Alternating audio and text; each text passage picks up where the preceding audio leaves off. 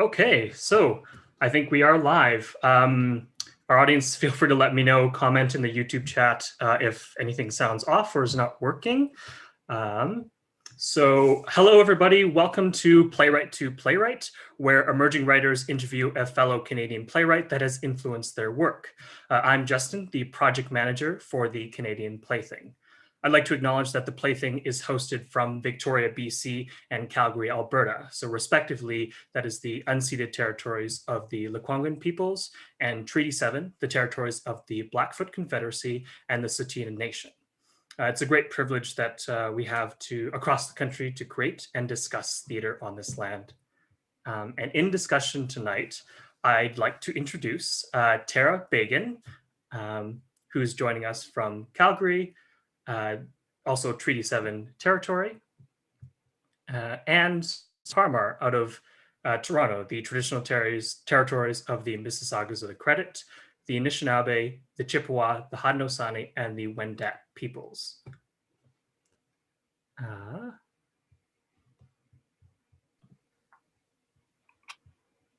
right. Okay, and we're all here. Hi. I think to start off, we'd love to know a little bit more about how you came to be you and how you came to work in the theater.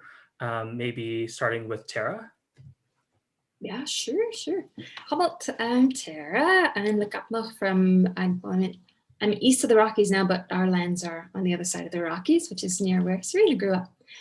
I grew up in a home that loved books and stories, and a really, really lovely, like, we're all friends in my family. So I had a really, in that way, a very, very spoiled, rotten upbringing. And we went to the library all the time. So I grew up just really loving and cherishing stories and understanding that they're important. And performed in a play in grade 2. And I was very tiny. I was like one of the teeny kids who always, sat in the front of the class picture. And people could hear me because I was on stage. And so I felt heard and seen. And I was like, I want to do this forever. So I really approached writing as an actor. So I do move from the impulse to the word. So hopefully it makes it a little easier for actors to unpack that in reverse. Yeah, and then I started writing when me and a few friends moved to Toronto together. And we decided we should produce something, but we didn't want to do anything that had been done. So everyone went away and wrote a play. And we kept coming back and reading each other's plays. And we voted on, they voted on producing my play, Thy Neighbor's Wife. And then, so that went up in 2004 and it won the Dora Award the following year for the independent category. And I've just been writing and writing my brains out ever since. Amazing. Yeah. And I think for me, I first was exposed to your work when I saw the Ministry of Grace at the Belfry. And I think I heard someone just word of mouth say that, oh, this woman, she writes like or is inspired by Steinbeck, and immediately I was like, oh, I have to see that play. So glad to have you with us tonight. And then Sarena Parmar, I guess if you could tell us a little bit about yourself. Yeah, so I grew up on the other side of the Rockies in Kelowna, BC. And I had a really passionate theater school, high school theater program.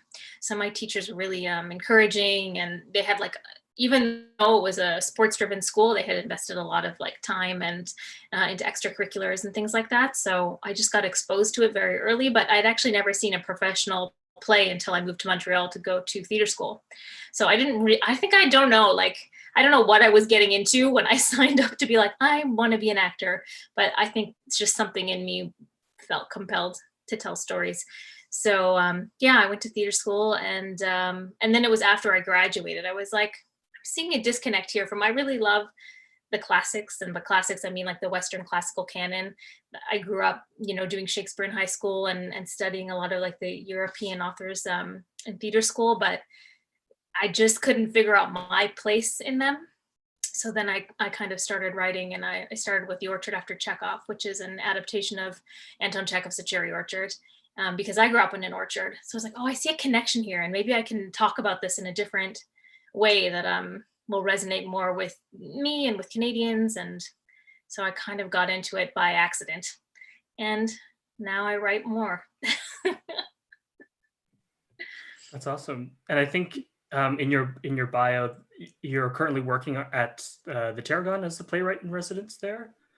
Yeah, I'm working on a new play there about kind of witches and why we demonize witches and why we're so afraid of women. Like if you go through the centuries, it's always something scary about them, and then sort of witch comes up, or slut comes up, or feminist comes up, and it all seems to come from the same place.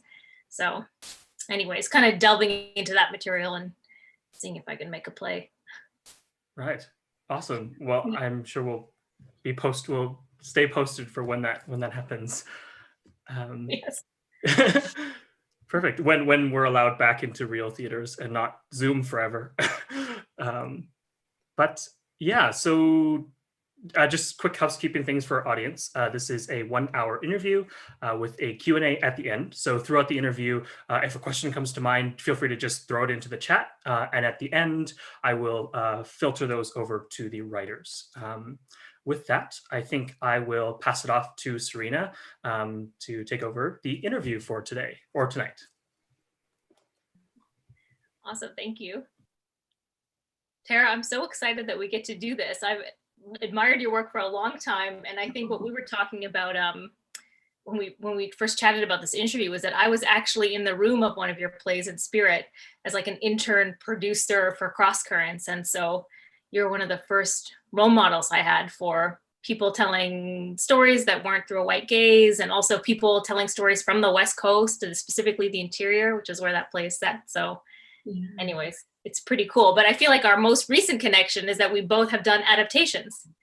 Yeah, for sure. Yeah, I was so happy that you thought of me. Like, it's that funny thing, you know, the company that I run with, Andy, Article 11, we always talk about how it's important to have as many generations as you can in the room.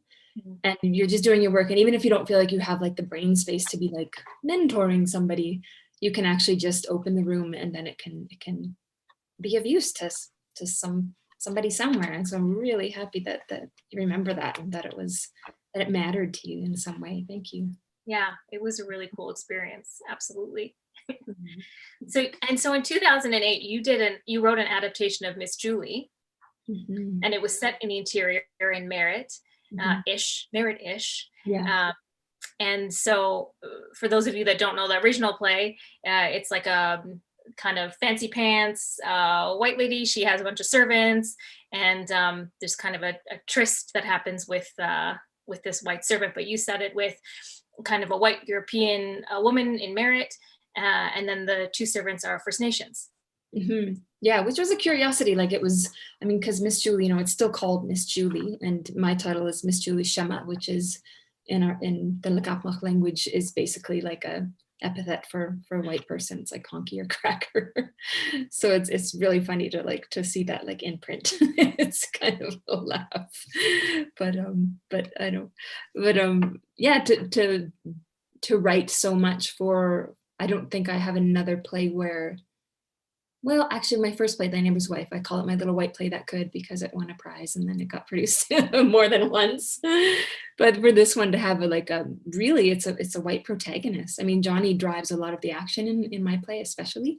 But you know, it comes from, you know, the pen of a white guy, like a dead white guy who's had a lot of genius in his artistry. And I always admired the play, and I think I studied it like 3 times.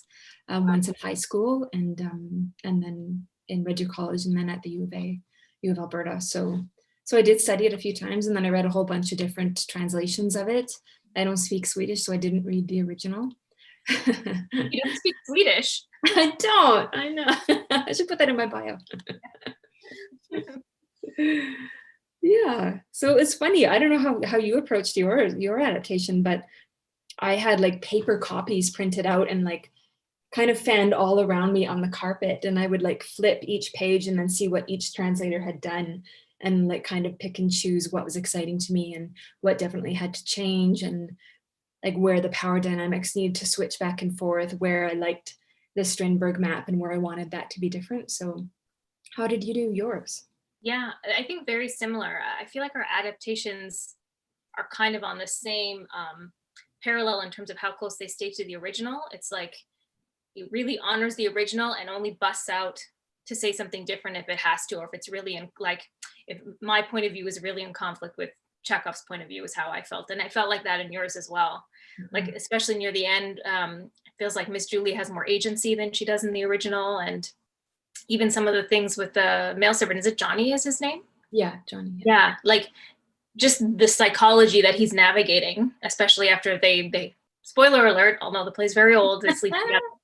But you know, like the psychology that he's navigating through the lens of having a Canadian and an Indigenous person, and what that means in Canada, it just felt a little bit more, I don't know, dangerous and complex than when I had read the original in school as well. So yeah, but I had like multiple translations, and I would go through, and I did a pretty clean translation at first, like just putting it, recontextualizing it and putting it in my own words. And then as the drafts went on, I kept adding more and more of my own perspective. I don't know what the drafts were like for you, like as you moved from your first draft to eventually the production draft, like how it morphed or changed. Yeah, it was pretty, I mean, I often, when I'm writing, I'm imagining actors in roles, and that helps it along all the time. It's just kind of like, you know, it makes it nice and kind of juicy.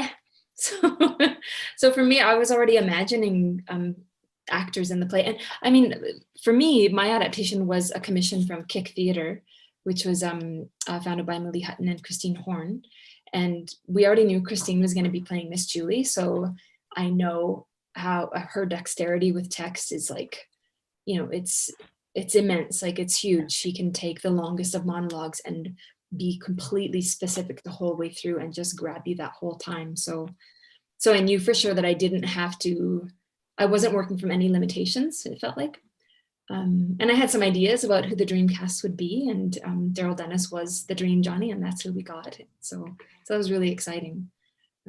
There were a couple little shifts that happened in the room. Gail Maurice played Christy Ann, and she's so fantastic, and she just has this really intense focus as a performer, to the extent that when you meet her in real life, you're like, what? You're hilarious. Like, it's really a shock, because she's just such a great actor. But there was a bit more, like, I added a bit more kind of dig to Christiane once Gail was cast. And, you know, some shifts you realize, like, it's very early realism. Miss Julie's held up as one of the first realist plays. So there was some kind of repetition that happened in some of the actions or things that were said that we felt we could do away with, because in our Miss Julie, Johnny and Miss Julie were relating to each other so much more as real people. So there, in a way, we could take a few shortcuts with the action, but otherwise it was a pretty true transfer into reality. I was saying too, because I got to read it this week, it's steamy.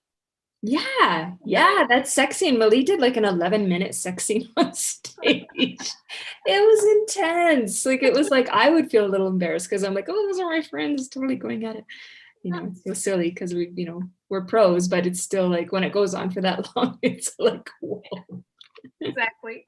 But it really, like, because you had written it out in the stage directions, like kind of the different beats and story points, it wasn't just like sexy time for 11 minutes. It was really helping advance the story along and showing the different dynamics in their Awesome.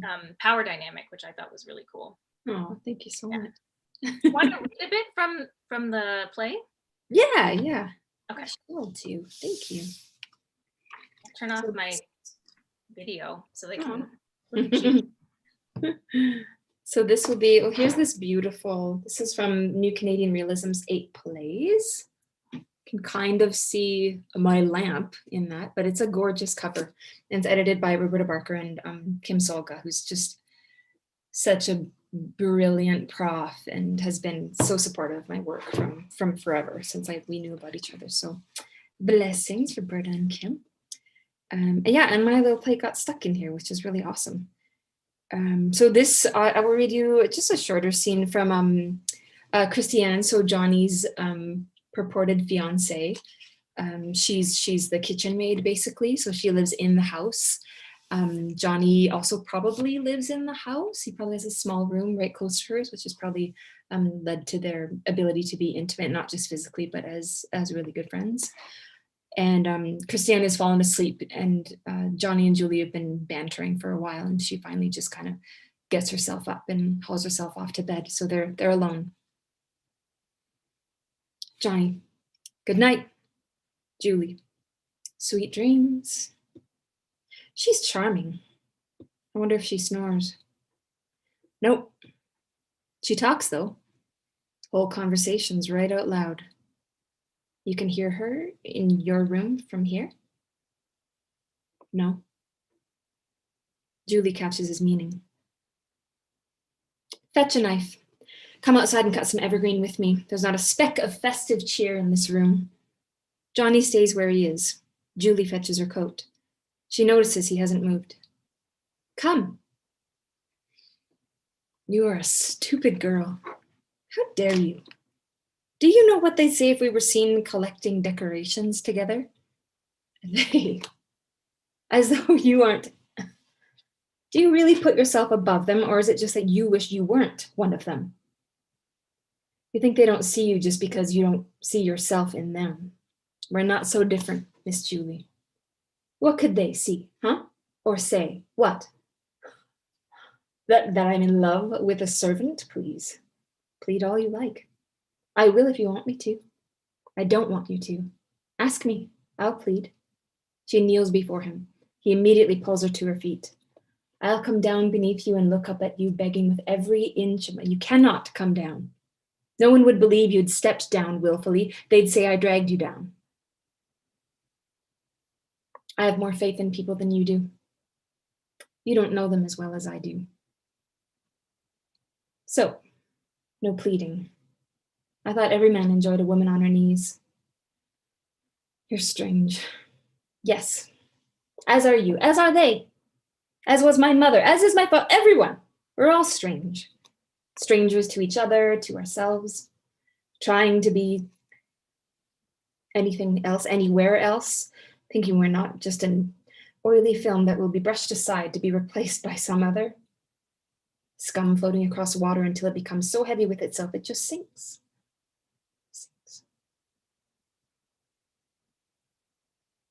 I have this dream. Had it since I was very small. I'm on top of a pillar, like those ones among the ruins in Rome or Greece, gleaming white in the sun, perfectly smooth and perilously high.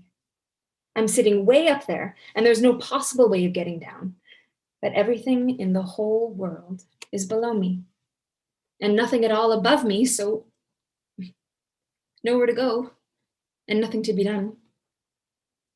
I don't have the courage to try scaling down. It doesn't seem possible without, but jumping would certainly. I long to fall. I close my eyes and hope some wind will, but I don't fall. How I long to touch that earth, sit steeped in it and sink in a cool, moist hold of dirt and leaves. And just when it seems I can almost feel it coming true, I wake, and I'm still only. Have you ever felt that? Had a dream like that? No. My dreams are at the base of trees. I lay there, feeling like someone's drained the blood from me, taken the bones out from inside my skin. I can't speak, can't move. Way up high is the strangest of birds' nests, thunderbird nest, I tell myself. I don't even tell myself, I just know. You know how you just know things in dreams? I want to seize the nest. I know that within it is treasure of such value, such worth, that by taking it for myself, I could be. I know if I could just get myself off the ground, just reach up to that first branch, I could climb higher and faster before anyone or anything stopped me.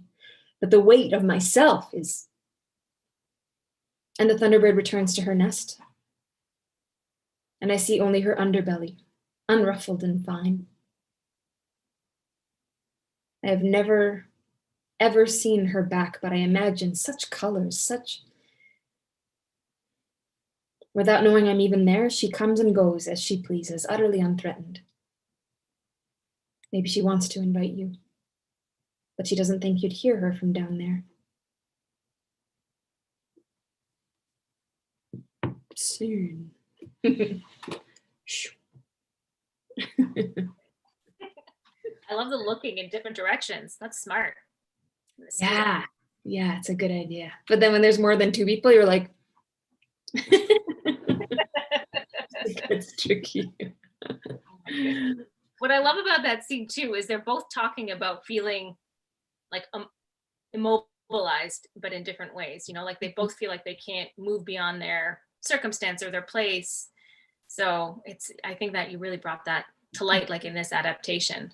Thank you. Were there other things that like you were able to like bring out or lean into more, or talk about that the original didn't talk about, having placed it obviously in the interior and then making Johnny and Christiane First Nations?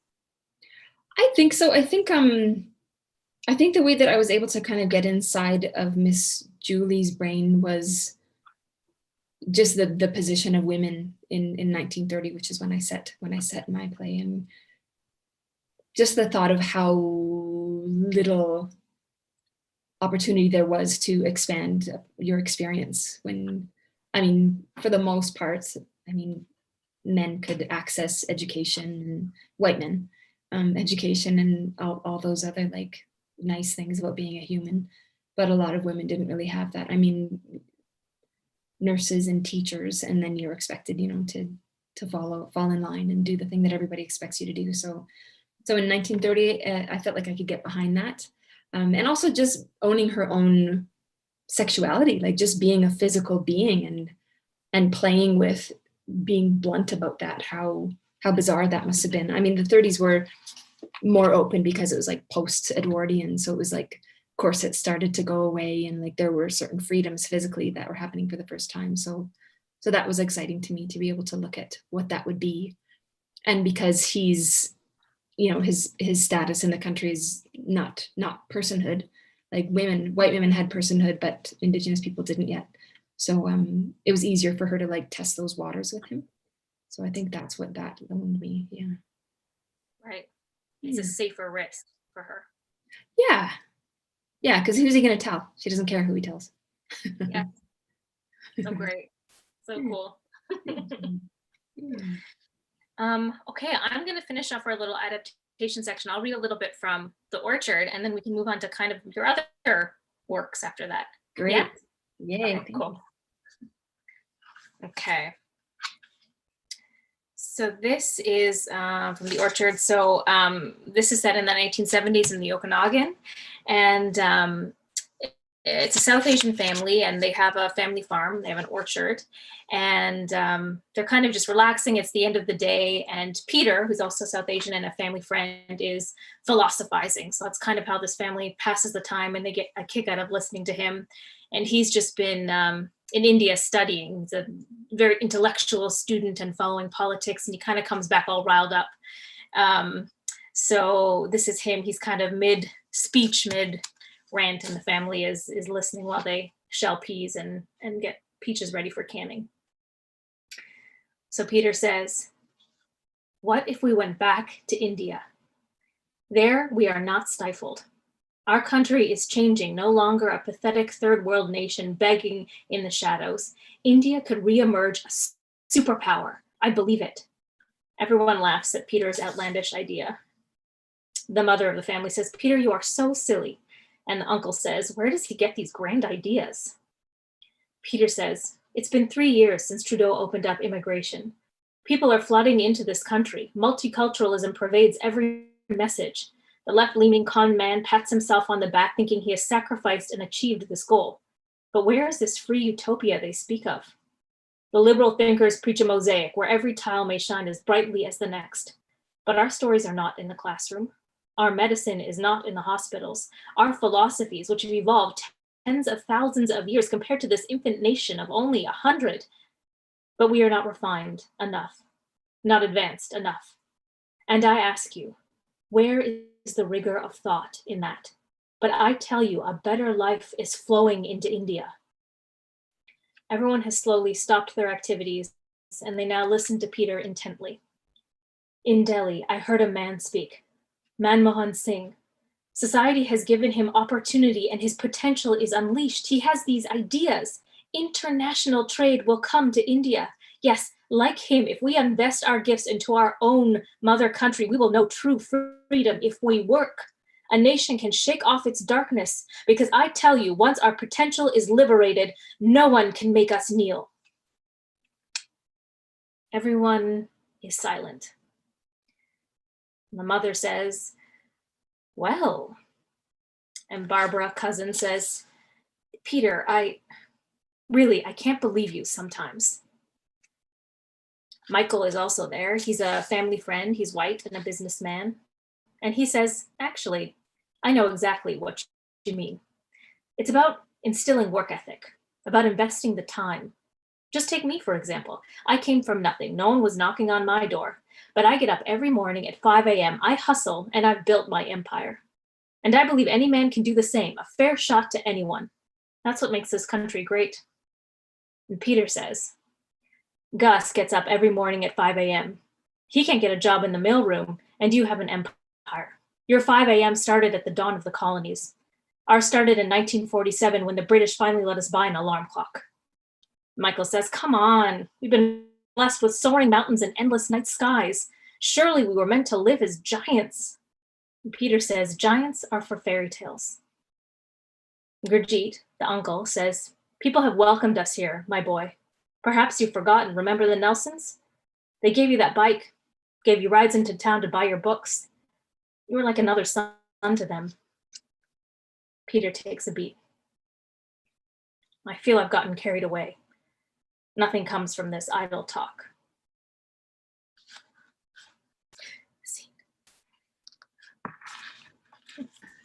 So good.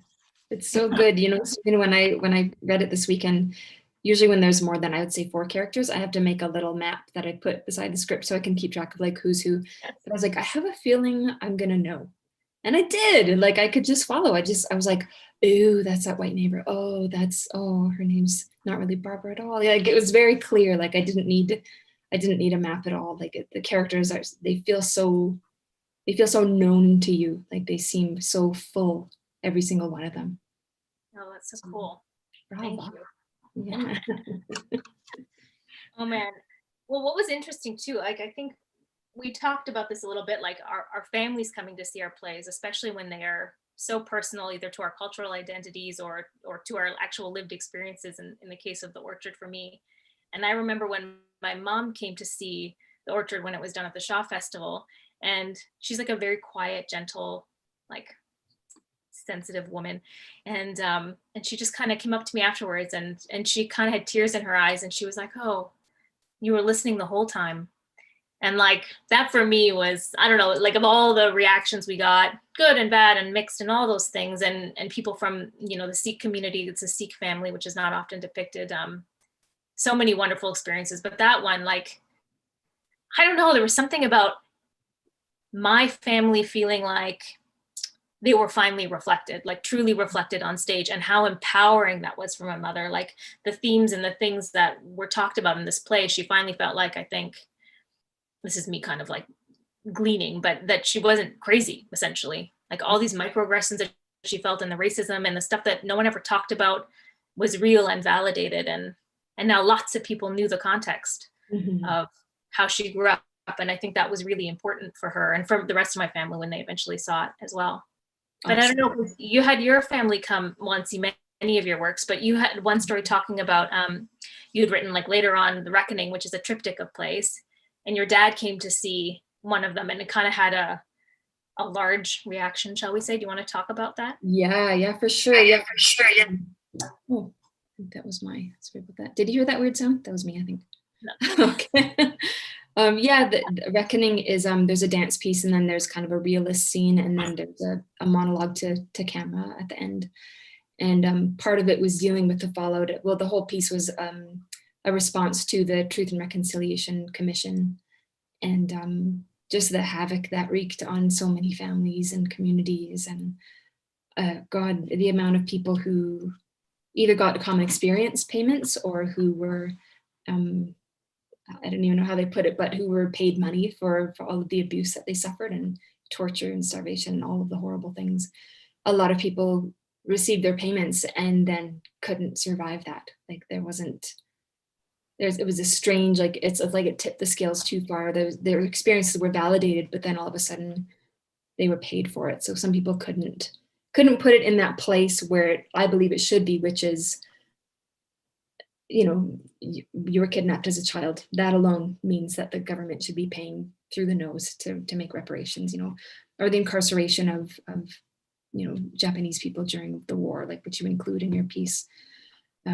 So my family was impacted by the TRC for sure, and it was just painful and it was hard, and there were some difficulties that we dealt with in our family, and so when that was actually, you know, it trotted the boards in Edmonton at the production in Edmonton, it was a big deal for my dad to see a part of his story reflected back at him, and my mom to see part of her story reflected back at her. And I was nervous about how they would respond to it, even though they know that I'm always putting our family in my stories, as my mom says. But it was enormously healing for us, and to the extent that my dad, who's like, it was always, well, he denounced God when I was 9, and we were Catholic at the time, so that was terrifying. Now it's funny, but it wasn't then. So he's like firm atheist, like absolutely nothing about spirituality or anything. But after the performance, Hunter Cardinal was there working with the Edmonton Fringe. He may still be, I'm not sure. But he often was there with his father, and they offered smudge to everybody who was in the building. And that's for the first time in my life, I got to share a smudge bowl with my dad, which was huge. It's just enormous. And we don't know really that, right? Like we can't, and you can't think about those things either when you're in the midst of writing. You just have to let the play become what it needs to be. But when it has that kind of an impact, or even like the more I deal with residential school stuff, the more my mom has started to realize what she considered school was actually not an ordinary experience at all. So that's like, it's a big to have ourselves reflected back and have those experiences validated just by having people finally paying attention to them. I feel like that's so much of it too, is like, I don't know how you felt with your parents seeing your work, especially when it's so personal or something that's so deeply moving to them. It's like watching other people watch the thing and them witnessing the other people watching the thing is part of this cathartic conversation that's happening for them, or for my mom at least, is kind of how I gathered it. But it's funny, this like active witnessing. Absolutely, yeah. And the other side of that, I would say, is us, you know, they're artists' daughters who physically are removing ourselves from home to do our artistic practice. Our vantage point is like from way over here, so we can see the whole picture in a way that's different when you don't leave, when you're always in it. So for your mom to say that you were listening, that's so huge that she didn't. I mean, she could easily have been like, oh, you know, your auntie would never have said that, or, you know, like they could easily have like critiqued it, and you still would have, I'm sure, been excited that they engaged in the work that much. But to feel heard is so huge. It's so massive. Yeah. Oh my God. Well, because you had other plays. So the one that I sat in on as a very young artist, In Spirit, this is not dealing directly with your family, but with kind of true events and the Highway of Tears and the stolen women and girls that are from that area, that highway. And so you had to, or you chose to work with a family for that play. And so the process of that, being sensitive to, what's the word, like honoring their story, I guess. Can you talk a bit about that process and what it was like to engage with them and move it forward? Yeah, for sure. It was a different one because I mean, like, as an example, Justin mentioned the Ministry of Grace. That was inspired by my grandma's story of being like on stage reading the Bible and like, oh, a tamed heathen, you know, wow, it reads, you know, it's that kind of an experience that she had for real in California. And my granny, she passed when I was 5, so I got her the permission from her sisters, who are like grandmas to me, They've passed too, but and that was kind of a one-off permission. It was like, hey, you've told me a bit about her story. Can I fictionalize the rest? Because they didn't know her whole story. And they were like, sure. They didn't know why I thought it was remotely interesting, but off I went. So because that was a fictionalization of somebody, and somebody who wouldn't be around to witness the thing, I kind of felt like I could just go with it and find the right dramatic moments to try to make it as compelling and as kind of circular as I like storytelling to be.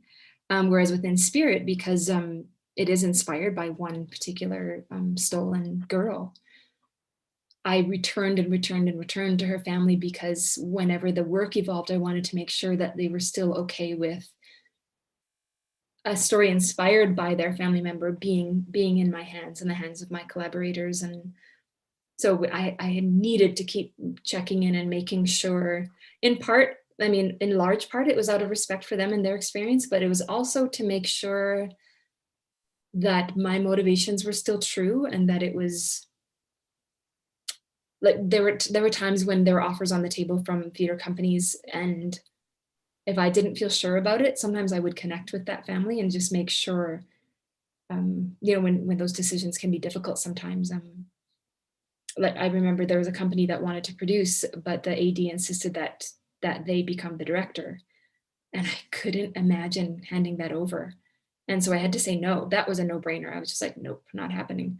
But when it was trickier things, like adding a slightly different perspective in the telling, or including certain image work in the video score, which the actor interacted with a lot, there were times when I had to make sure with the family that they were cool with what I was doing. And that family, 20 of them traveled out to see it out at the Talking Stick Festival, and it was a great experience, in part because my telling was different enough from their family member that they were a bit outside of it. So they knew that it wasn't lingering on the death of their family member. It was more of a exploration of a vivid life of a 12-year-old, instead of it being about the fact that she was taken from them way too soon. So that felt really right. And of course, terrifying when they were there, because if they had hated it, that's it. I would be, I don't know, working in a warehouse somewhere right now, which is way harder than sitting at a desk. Well, what was interesting too is you talked about the Talking Stick Festival, and how, even though it was a festival, so in festivals, for people that probably don't know what kinds of theater folk are listening, but the turnover can be very fast in between shows. But that festival really made space for the family, when they saw that performance, to kind of sit and absorb and process. And I think later we're going to talk about like alternative producing models and contracting models and different processes. And I just felt like that was a really great way that the festival supported the work in front of them, like the specific needs of that piece. Yeah, Margot Kane, she's just so damn smart and big-hearted and hardworking, and she knew that there needed to be space for that, and for people to just let the telling reverberate, and for them to tell stories as well. And Margot made sure like that the festival swallowed or absorbed the cost of all 20 of those tickets, and Native Earth helped them to drive down to Vancouver, and I paid for their hotels. So it was like, it really felt like a community thing to go, here's a culmination of this telling, and everyone's here now, and we're all like giving for it to happen. So it felt really right. Yeah, I love about that too, is like, how are we taking care of everybody in the circle of this production? And that includes, actors and producers, which we can talk about later, but also the communities it affects, and how can we make sure we're looking out for them and meeting their needs, so that they feel welcome into space and are able to just attend, period. That's like a baseline, but then to also hold space for them when they get there.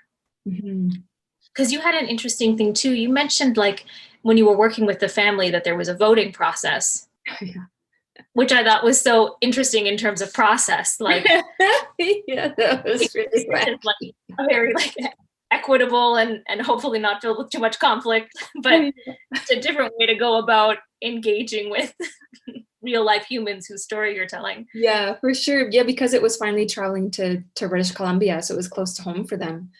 The matriarch asked to read the script and circulated the script, and a whole bunch of people in that family read it and weighed in on it, and we were given the go ahead. So and the offer that we made to counter, because really the concern was they didn't want people fixating on her death. They want people to more think about what life she lived in her brief years.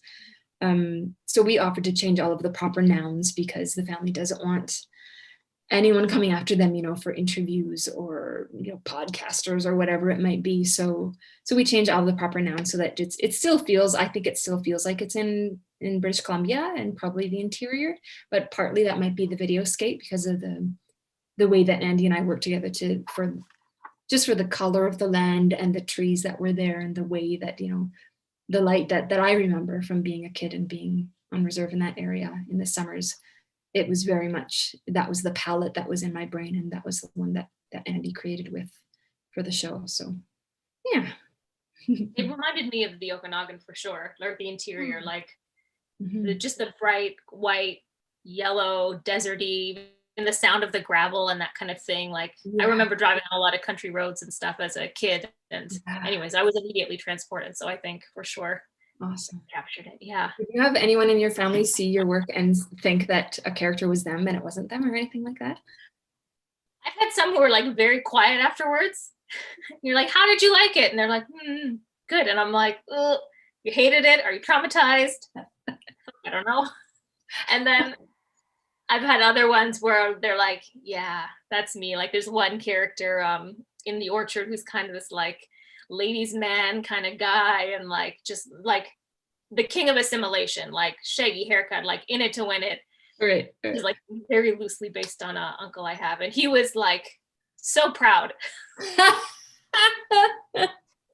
He's like, that's my favorite character. Yeah. So anyways, you never know how people are gonna react. Anyways, yeah. That made me laugh a lot. It's like, yeah. That's awesome. Oh man, keeping an eye on our time here. I mean, I don't know how you feel. Like we were going to talk a little bit about Dear Woman, which feels like a kind of a companion piece to In Spirit, but I wonder, do you want to talk about that, or do you want to kind of segue into creative contracting? Because I think that's so interesting, but I'll leave it to you. Yeah. What do you feel like? It kind of feels important to talk about the contracting thing, partly because we are in these unprecedented times. Everything can change right now if people like kind of work together to make for change. So I think to me, I feel like that's important, because there might be like, you know, emerging or super new or even student artists watching or listening. So yeah, does that feel good? I think so. I'll quickly shout out then too, the Dear Woman is going to be at the NAC Indigenous section on February 14th. So you guys should watch. Yeah. It's going to run for 2 weeks, and that's the production that we did with Downstage here in Calgary. So we're super excited. Yeah. So cool. Awesome. Okay, so creative contracting. I'm just looking at my notes here. I mean, you had talked about like how a company can help train the funding bodies, or how a company can help guide producing companies to think kind of outside the box and that kind of thing, but that the company is the driver of that. So I don't know where you want to start, but I'll kind of open it up to you, and then we can kind of dig in. Yeah, well, kind of like, I mean, the thing that feels, I think, quite immediate to a lot of us right now, and, you know, I've been seeing a lot of posts circulating about how regulations and restrictions right now are enabling are enabling film and TV shoots, which it should be happening, because that absolutely, you can really control the environment and the numbers and everything. But we can also do that for theater that is going to be streaming, but it's not being permitted, like in Ontario. Things are weird and a little bit looser in Alberta, but I think a part of what should be happening right now, and I know that there are people, artists on the inside of those organizations, but like Equity and ACTRA, they should be like right out there, like advocating for the artists so hard right now. And I know that some people are, but it's from what I can hear from the outside, because I had never joined any of those organizations. Well, actually, that's not true. I was an actor and then I left. But it feels to me that now is the time when, if ever it's become apparent how much more those organizations can be doing for artists, it's now.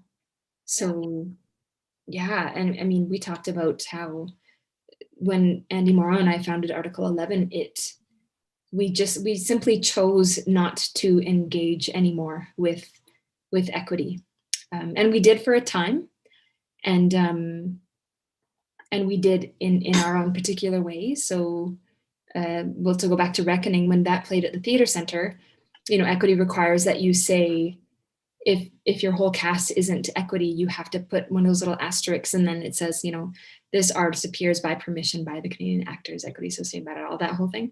Yeah. So we put that little asterisk, and we put that little note, and in bigger, darker font, we put Canadian Actors Equity Association exists on unceded Indigenous land and does not appear by permission of the people here. Like, we were just like, you know what, if we're giving out permissions, you don't have ours. So that's what we did initially, but it didn't really feel like enough. So once we moved to Calgary, we've just kind of decided that we're going to try to either engage artists who are not members, and that's the easiest thing to do. That's part of why Dear Woman's been able to tour so widely.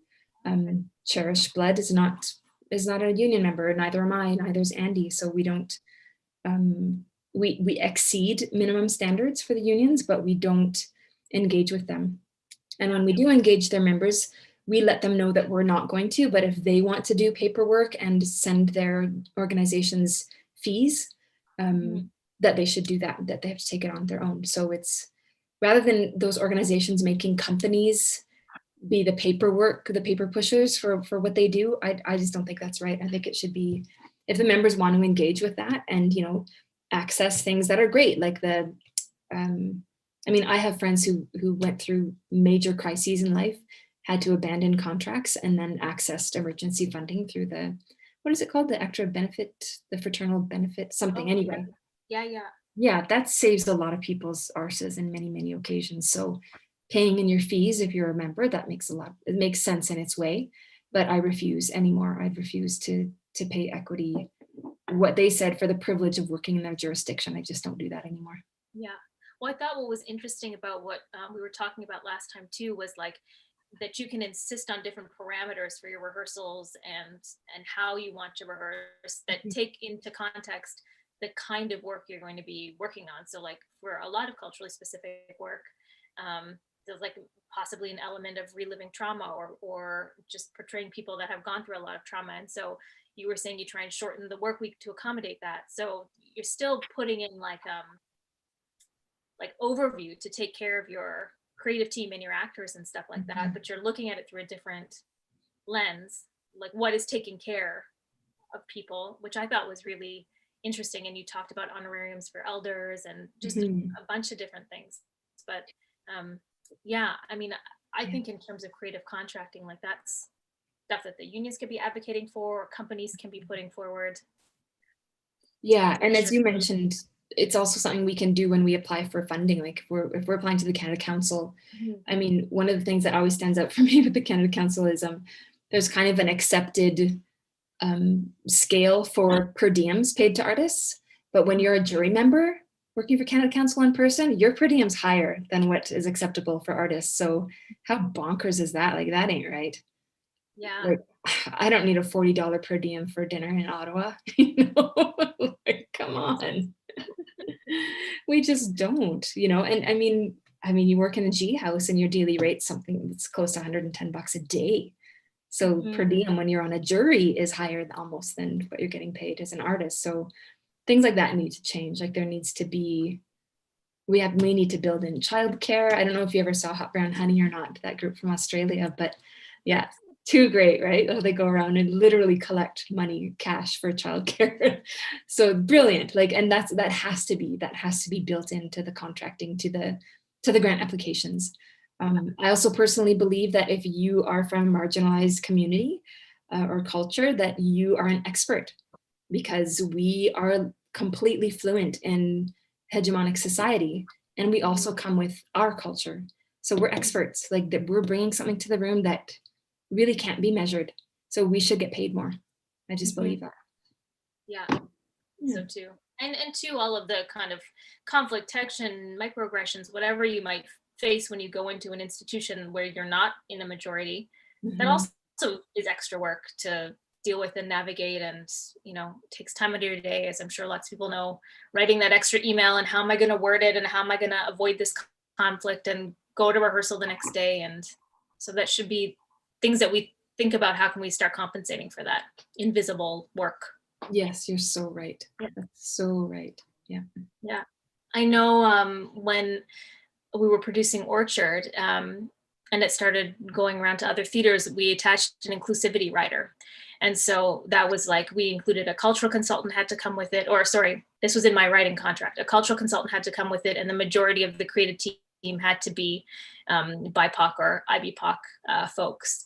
And for me, that was about how can we start this conversation earlier so we don't get to the end of the line, like you were saying, when the budget is finalized and they're like, oh, sorry, we don't have money, we didn't know. Like, again, how can we start to train or guide institutions, make better choices, or just see that there are different options out there, and that culturally specific work is going to need different support.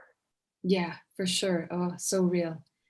Yeah, this last year, working at the Belfry Theatre, it's such a great example out there. Like Ivan Hubble and Michael Shimada and the whole team out there, Valerie Houle, everybody, they were so on board from the very beginning with ensuring we could smudge at any time, ensuring access to elders on the land if that was required at any point. And they would reiterate that those resources are there and accessible for us, and really, really let us dig in the ways that we needed to. Like if we were in the midst of a scene and we were like, oh, Sheldon has to like hide under the truck.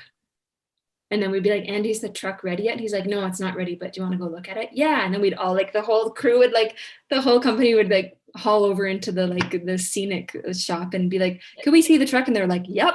And they were just like, we're open. Like, this is all for the telling. So it was like wide open. So yeah, I just wanted to say positive things for a second. So Belfry, amazing. Downstage, Calgary, brilliant. Citadel Theatre at Edmonton's doing fucking amazing stuff right now. Yes. Yeah. And it's true, the places that we took Orchard to, like our cultural consultant, we made sure that in both cases they were specifically Sikh, so not just South Asian, and they had to teach not just the cast, but the Wigan wardrobe department, depending whose jurisdiction it fell on, how to tie the turban. Yes. And what was great about having an actual Sikh person as a cultural consultant was they could talk about the religious importance of that article of faith. And like one of the things is like, that garment can't touch the floor. And it was really beautiful to see the crew and like the wigs people like make sure that didn't happen, even though it was technically just a prop.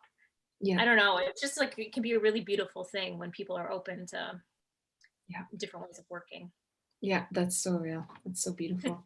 All right, Justin here. I'm glancing to the side. He's got questions. Okay, I'll ask you questions from the chat. So let's see. Cameron, I hope I'm saying your name wrong. Right.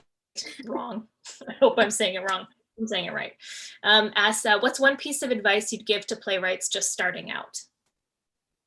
Oh, I would say what I say to every artist, which is create for yourself a personal artistic mandate, because it always happens. Like as soon as you start getting work, you get work at the same time. So you have to choose one or the other, or you have to, so have an artistic mandate, let it be a living document, an agreement with yourself.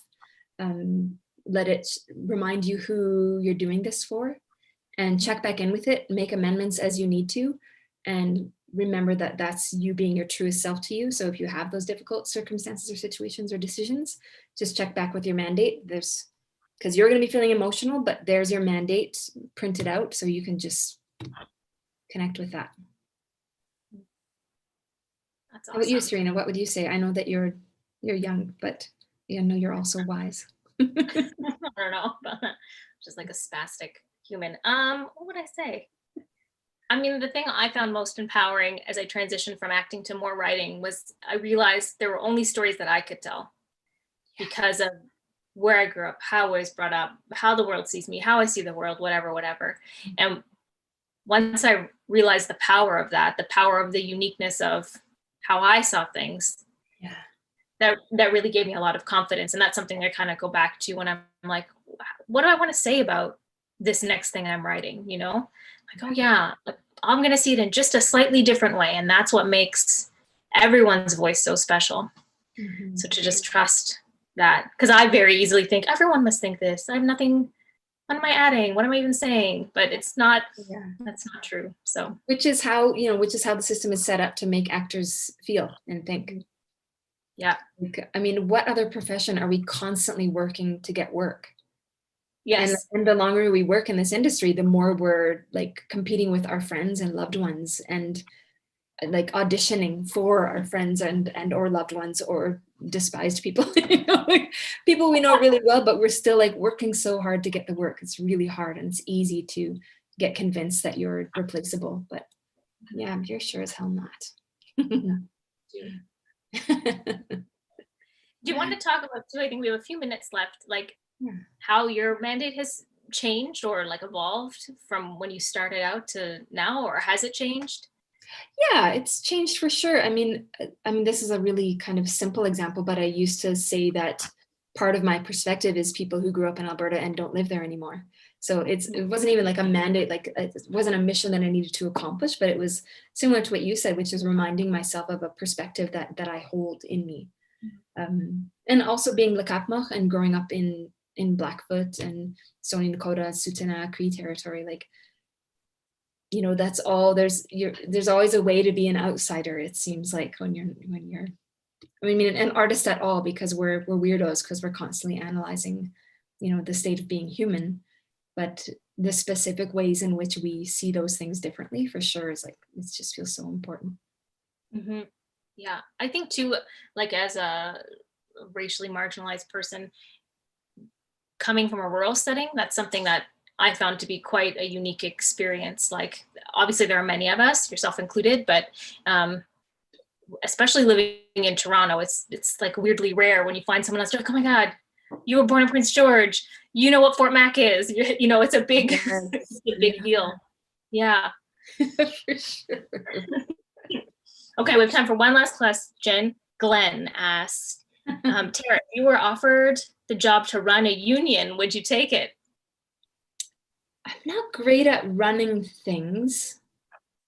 Like, as far like the logistical part, like my filing system is an atrocity. I have like Rubbermaids full of crap that are loosely labeled. So I'm not great at that. Like, I can envision a thing and probably find the right collaborators to make it happen. If it was a union that was founded on Indigenous principles and that had representation from all across Turtle Island, possibly. But what I learned from my almost 3 years of being AD at Native Earth is that it consumes you. So if you are, you know, in that service position of running an organization, you don't have the blood to direct towards artistry. So you're, in many ways, you're in a state of grief because you can't create, because you're tapped out. So I think I'm still in recovery from my 3 years at Native Earth, and I'm like enjoying being able to be an artist again and have my own schedule. I don't like being told what to do very much. So, but I will say that Cynthia Liquor-Sage runs IPA, which is Indigenous Performing Arts Alliance, and that's an organization that advocates for Indigenous arts and artists. There's no membership fee to join. You can have an ally membership. And I've certainly never applied for that job at IPA. And I know it's really super, super difficult, but that organization continues to evolve and include, and I really admire that. So IPA's doing good work. That's all I can really say about that. So good. Okay, I think we might be at the end of our time together. Oh, Justin great. might join us again. I can't believe that just flew by. Yeah, it did.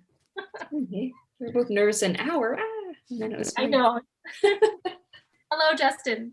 Hi. That was so interesting. Yeah, I learned so much about unions, and I think for the emerging playwrights that are in this, I think that'll be really useful. It was really useful for me. I was just kind of taking notes and like, oh, I have to run things. Oops. So, right. Okay. So Thank you, both of you. Yeah, it ran really quickly because there's so much to talk about. But just to close things out, we're gonna kind of roll out a virtual red carpet. So if there's any like projects that you're currently working on or that are upcoming that you want people to know about, yeah, are there any that you want people to know about? Well, I'm writing a new play right now. I was typing down here. I was like, I'm writing a new play right now. I'm in residence at Tarragon, working on the play around the theme of witches, and I don't know when it'll be finished and when we'll be back in the theaters. But you hear about a play about witches, then you'll know. And creating a whole new person. And oh yes, and I'm pregnant, so I'm 7 months pregnant. So I'm making a human. just on the side. Yeah. Had some downtime. Whoa. Oh, man, what are you working on right now, Tara?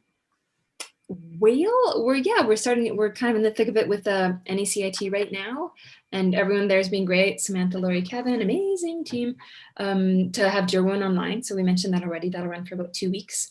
And then we're also working with Making Treaty 7. Michelle Thrush is the artistic director there now, which is so exciting. And we're gonna have a piece. Because of restrictions and things, we keep postponing it. And so we've decided to like take the reins, grab that, deer by the antlers, and decide instead we're actually going to transfer the work that we were going to be doing. We're going to work with an app developer, and we're now pursuing projecting film that we've created. And they're basically monologues. So you're gonna hopefully be like driving downtown Calgary and be able to just park your car, sit and watch like a 10-foot tall Telly James or Stacey De Silva and tune into this app and listen to the monologue that goes with that footage. So it's something that's happened very successfully in Montreal and like in really super cool cities.